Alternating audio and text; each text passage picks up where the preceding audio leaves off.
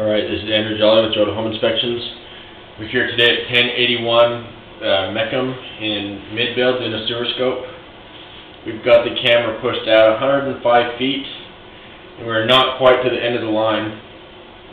I had to go through a couple tight turns, and once I go through those tight bends with my camera, there's a cable that I'm pushing it with, it gets harder and harder to push it out. So even while I ran water, which helps a little bit, I wasn't able to get it all the way out. We're going to pull it back and record it and see what we find. I imagine we're seeing most of the line. Obviously it could continue for much longer, but an average length of a sewer line is about 100 feet. I'd expect this one to be a little further just because we're further back in the house. We're on the newer portion going through a toilet. I pulled a toilet to access this line. So I do think we're seeing the majority of the line, but definitely not all of it. So this looks like transite pipe to me. Kind of a white pipe, which is generally transite, which was a cement asbestos pipe. You can see some cobwebs. Cobwebs are generally a good thing because it means that it hasn't backed up. At least not recently.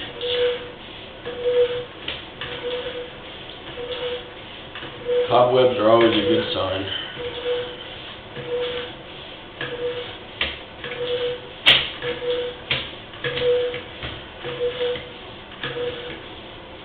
I didn't see a sewer clean out an access point in the yard. Otherwise, I would access it through that point as well and see if I could get to the very end of the line. Unfortunately, I didn't see one here.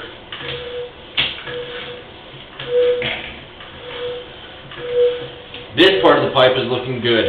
I'm not seeing any roots, no standing water. Standing water indicates improper grade, and so you never want to have standing water. Unfortunately, I did find a large section of the newer part of the pipe. At least I assume it's the newer part, based on where it was, that was holding a lot of water, and so we'll be coming up to that point soon.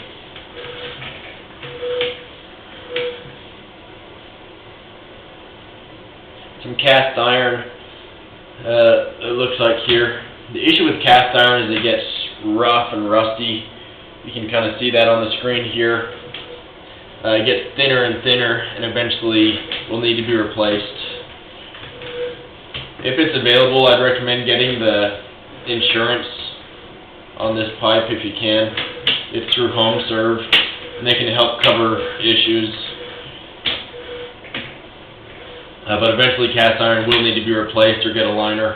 And that's something you could do proactively to prevent an issue in the future. Transition here to ABS, which is a plastic line. That's what is used inside the house on a lot of new construction. A little bit of waste, which is not a good sign. Not a lot, just a little. This is the biggest concern here that I found. When you have standing water like this, that indicates improper grade. This is a flat spot that we're seeing, and my camera head's completely underwater. If my camera head's just peeking over the water and you only have half an inch, that's still a concern. But I mean, we're going on 15 feet here, 20 feet, still underwater. So you just have a section of pipe that's flat. This is not good because it's not always going to drain the way that it should. You have improper slope, improper grade, and the only way to really fix that, you can see dropping into that line, trying to see how much the pipe is full of water or waste. Probably a good, at least half of it looks like to me. The only way to fix that is to re-slope it.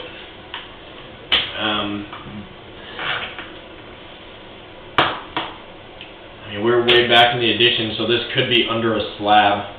Some of it's probably in the crawl space, but what's tough is that if this is under the slab, that's really difficult to access. You have to break up concrete, breaking up floor on the interior to access it.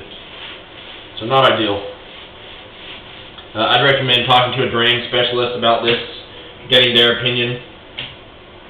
So I'm going to end this recording now.